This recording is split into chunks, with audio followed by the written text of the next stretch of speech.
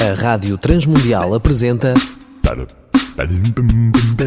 Ponto de Encontro, um novo projeto de vida para solteiros, divorciados e viúvos. Programa semanal com boas recomendações para a sua vida.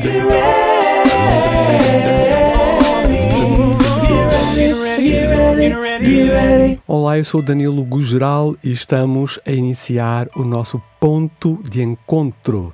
Neste mês, amigos ouvintes, todas as semanas vamos conversar sobre depressão infantil. Convidei a Sara Lisa Gugeral para uma série de entrevistas sobre este tema tão fundamental, tão importante na vida de muitas famílias.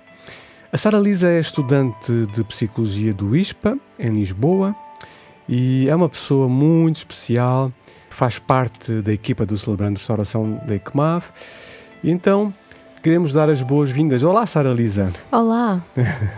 Muito bem-vinda ao nosso ponto de encontro. Muito obrigada pelo convite. Sara Lisa, o que é este fenómeno, este novo fenómeno na nossa sociedade nos dias de hoje? Esta depressão, o conceito desta depressão, que é às vezes experienciada pelas crianças de forma disfarçada, camuflada, mais pelos comportamentos assim impulsivos das crianças, são muitas vezes esta experiência de perturbações depressivas que também os adultos experienciam. Ou seja, às vezes este fenómeno nas crianças surge de uma forma um pouco mascarada, parece que não se vê logo que a criança está numa depressão, não é?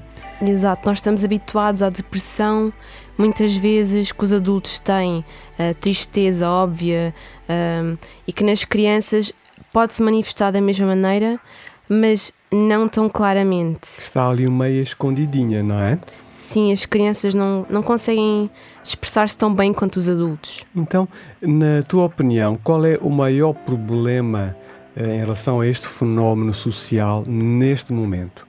Bem, o maior problema é precisamente esse, que os sintomas podem ser, de certa forma, invisíveis aos nossos olhos durante anos, aos pais, aos educadores, e assim as crianças podem correr o risco de não ter a devida atenção perante aquilo que estão a viver, por parte de quem os rodeia.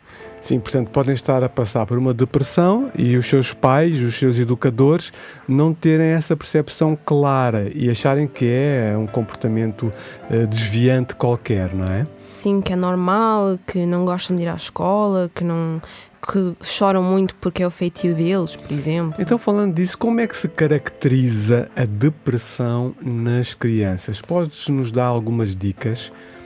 Ok, a depressão nas crianças é semelhante aos dos adultos, mas é diferente de outra maneira. Também tem diferenças, não é? Sim, portanto, caracteriza-se pela perda do entusiasmo, da alegria. As crianças costumam ser muito alegres, muito entusiasmadas e há essa perda de entusiasmo, de alegria, a apatia. Também começam a ficar apáticas, não é? Sim, preguiçosas, sem energia, desinteressadas, por exemplo, na escola ou nas atividades de desporto em que estão envolvidas. Não me apetece, não quero, deixa-me ficar aqui, não é? Parece que estão sempre cansadas. Sim. O que para uma criança não é normal, porque as crianças costumam ter uma energia muito maior do que a nossa, de adultos, isso é natural. Em casos de mais, por exemplo, adolescentes, depressões mais profundas, começa a haver, por exemplo, a automutilação. E podes dar alguns exemplos para os nossos ouvintes perceberem o que queres dizer com a automutilação? Às vezes as crianças podem aleijar-se a si próprias, ou seja, magoam-se a si próprias. Por exemplo, podem-se cortar. Isso é muito frequente na adolescência. Mais do que nós pensamos, mesmo para elas não sentirem a dor, ou seja, depressiva, mental, a dor emocional, passam a sentir mais a dor física e isso consegue distraí-las da dor emocional. Mas, por exemplo, em crianças também pode haver isso de maneira mais disfarçada. Por exemplo, elas podem ter muitos acidentes, podem cair frequentemente, porque não se protegem. Não é algo consciente, elas não caem para se magoar, mas... Nem para chamar a atenção, mas porque são naquele estado depressivo, começam... Perdem a vontade de se protegerem. Exato. A si próprios. Pronto. E correm situações de risco mesmo, não é? Sim, às vezes. Outra coisa que é frequente, que nós nem identificamos como isso, não associamos à depressão infantil, é a agressividade, a irritabilidade, às vezes também o roubo, o furtar. Isso nos adolescentes é mais visível. O roubo é mais visível nos adolescentes, não é? Pode haver crianças que também o façam. Sim. Mas às vezes na adolescência, quando começa a haver essas atitudes que pronto, são vistas como agressivas. Muito bem. Qual deveria ser, Sara Lisa, a atitude dos pais e adultos nestas situações tão delicadas? Porque né, pode algum ouvinte estar a ouvir agora e identificar algo semelhante em algum dos seus familiares mais novos, algum neto, algum filho. Qual deveria ser a atitude dos pais e adultos? Nesta série de programas vamos aprofundar essas questões, mas posso já dizer que, pelo motivo que eu já disse, o fato das crianças não conseguirem revelar tão fácil, ou seja, expressar a sua angústia, é muito importante que os adultos, os educadores, os pais, os familiares estejam muito atentos aos comportamentos das crianças, okay? Que revelam esta angústia, ou seja, os sintomas que mostram que algo não está bem. E não é, toda a criança tem dias tristes, mas se é algo recorrente, 1 semana, 2 semanas, 3 semanas, isso já é preocupante, isso não é normal. O problema é que as crianças aceitam isso como algo normal, elas pensam que é algo natural, sentirem essa angústia e o medo, e têm, por isso, essa dificuldade de expressarem